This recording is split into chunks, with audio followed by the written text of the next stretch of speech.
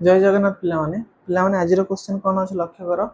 आजिर question अच्छे पिलामाने सरल करने देती कौन सरल करवा आम ना a b whole to the power 5 into a q into b square value के आमको बाहर करने को पड़ो यार मूल्य आमको बाहर करने को पड़ो यहाँ को आम सरल करवा केम समाधान करवा पिला लक्ष्य कर ना ये जो a b whole to the power 5 अच्छी यार अर्थ कौन रे पिला माने ना ए रो भी पावर 5 इंटू बी रो भी पावर 5 एति तो समस्त जानिछ into A rho Q into B rho square तो एबे ए टू दी पावर 5 पाकु ने आस ए रो क्यू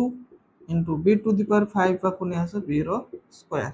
तो एबे केते हला पिला आधार समान घात दिटा कोन हे जो मिसी जिवो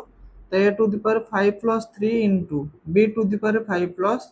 2 एबे ये केते हला ना a to the power 8 into B to the power 7 बाकु आमे लिमिट लिख परिबा ए रो पावर 8 इंटू बी रो पावर 7 ये हला पिला मान तमरो आंसर